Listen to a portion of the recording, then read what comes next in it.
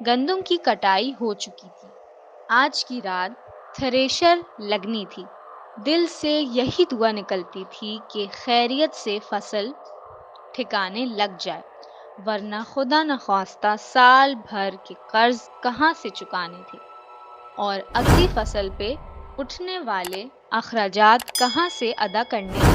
ہم کسانوں کا تو سب کچھ ہی ہماری کھیت اور فصلیں ہوتی ہیں۔ ہمیں اپنے کھیتوں سے اپنی اولاد کی طرح پیار ہوتا ہے۔ جب تک فصل نہ ٹھکانے لگ جاتی، ہم یعنی میں اور میرا ساجی باری باری کٹی ہوئی فصل کا پہرا دیتے۔ آج رات چونکہ تھریشر لگنی تھی تو ہم دونوں ہی کھیتوں میں موجود تھے۔ بہت سارے مزدور مل کر کام کر رہے تھے۔ ہم خوفزدہ بھی تھے کہ کہیں آندھی نہ آ جائے۔ مغرب کا وقت گزر چکا تھا، شام رات میں ڈھل گئی تھی۔ اب قدرے اطمینان تھا۔ میرا ساجی اپنے گھر سے سارے مزدوروں کا کھانا لینے چلا گیا۔ میں کھیتوں میں مزدوروں کی نگرانی کر رہا تھا۔ اچانک سے ہوا کا زور کا جھونکا آیا جو زوردار آندھی کا پیش خیمہ تھا۔ تیز ہوائیں ہمیں حواس باختہ کر گئیں۔ ہوا کے جھونکے کے ساتھ ہی آندھی کی گرد و غبار آسمان پر چھا گئی۔ سنسناتی ہوائیں گندم کے تنکوں کو خونشوں سمیت بکھرانے لگیں۔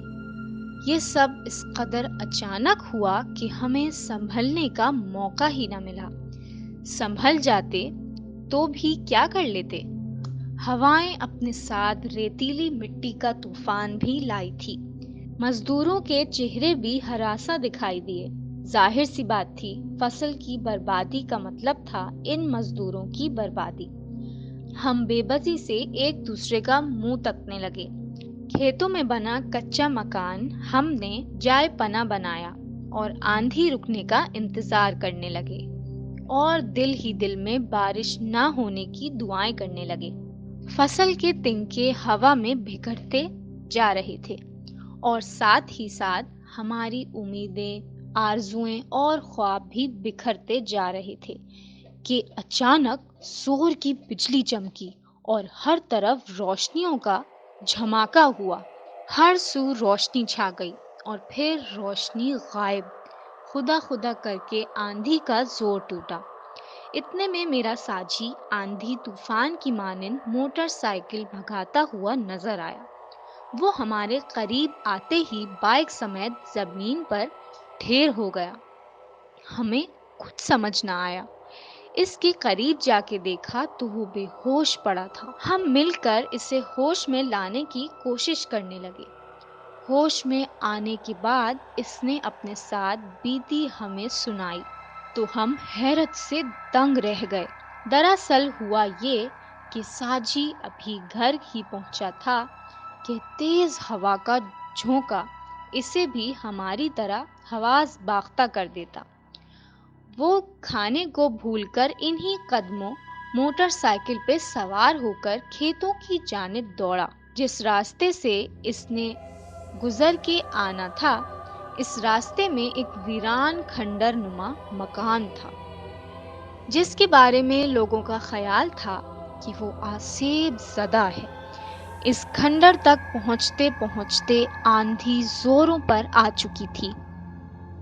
اس نے سڑک کنارے ایک بوڑھے اور بڑھیا کو دیکھا جو ہاتھ کے اشارے سے اسے روک رہے تھے۔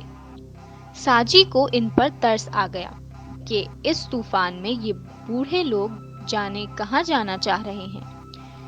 یہاں یہ میں بتلاتا چلوں کہ میرے ساتھی کا نام دلاور ہے۔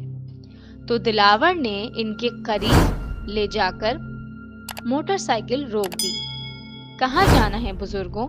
دلاور نے ان سے پوچھا تو انہوں نے ہاتھ سے اسی جانب اشارہ کر دیا جس جانب دلاور جا رہا تھا۔ ان دونوں بزرگوں کو اپنی موٹر سائیکل پر بٹھا لیا۔ انہیں بٹھانے کے بعد ابھی وہ چلا ہی تھا کہ اسے اپنی موٹر سائیکل وزنی ہوتی محسوس ہوئی۔ جوں جوں وہ آگے بڑھتا گیا توں وزن بڑھتا گیا۔ یہاں تک کہ موٹر سائیکل کا چلنا دشوار ہو گیا۔ اس نے حیرت سے پلٹ کر دیکھا کہ سوکھے سڑے نظر آنے والے بوڑھے اور بڑھیا کا وزن اس قدر زیادہ کیسے ہو گیا کہ موٹر سائیکل کا چلنا مشکل ہو گیا ہے۔ لیکن پلٹ کر دیکھنے پر وہ حیرت سے دنگ رہ گیا، کیونکہ ان دونوں کی ٹانگیں اس قدر لمبی ہو چکی تھیں کہ موٹر سائیکل کے ساتھ ساتھ زمین پر گھسٹتی ہوئی آ رہی تھیں۔ ان کے پاؤں وہیں کے وہیں تھے جہاں سے دلاور نے انہیں موٹر سائیکل پر بٹھایا تھا، لیکن موٹر سائیکل کے آگے بڑھنے کے ساتھ ان کی ٹانگیں لمبی ہوتی جا رہی تھیں اور وزن بھی بڑھتا جا رہا تھا۔ خوف دلاور کی رگوں میں سرایت کرنے لگا۔ اس کے دماغ نے فوراً اس کا ساتھ دیا۔ اس نے موٹر سائیکل کو بریک لگا کر دونوں کو اتارنے کا کہا، مگر ان کی طرف سے پراسرار بھری خاموشی تھی۔ ان کی آنکھیں بالکل سفید تھیں، ان کے چہرے تاثرات سے خالی تھے، وجود برف کی مانند ٹھنڈا تھا۔ جب ان کی طرف سے کوئی رد عمل نہیں آیا تو دلاور نے دونوں کو دھکا دے کر گرا دیا اور جلدی سے موٹر سائیکل کھیتوں کی طرف بھگا دی، مگر اگلے ہی پل اسے بریک لگانا پڑا کیونکہ وہ دونوں سامنے موجود تھے۔ اب تو دلاور کے رہے سہے اوسان بھی خطا ہو گئے۔ اس نے جلدی سے موٹر سائیکل پیچھے موڑ دی اور اپنے گھر کی طرف بڑھنے لگا، لیکن وہ دونوں پھر سے سامنے موجود تھے۔ اس نے موٹر سائیکل کھیتوں کی جانب موڑ دی، وہ پھر سامنے موجود۔ دلاور سمجھنے سے قاصر تھا کہ آخر یہ کیا چکر ہے۔ اپنے آپ کو سنبھالا، خوف کو دل سے نکال کر سوچا کہ شاید یہ دونوں جنات کی قوم سے ہوں اور کہیں جانا چاہ رہے ہوں، تو کیوں نہ میں ہمت کر کے ان کی منزل تک انہیں پہنچا دوں، ورنہ تو یہ پیچھا چھوڑتے نظر نہیں آ رہے ہیں اور نہ ہی دور دور تک کسی انسان کا نشان تھا جو اس کی مدد کرتا۔ اس نے موٹر سائیکل ان کے قریب روک کے پوچھا کہ آخر وہ کہاں جانا چاہتے ہیں، مگر جواب نہیں آیا۔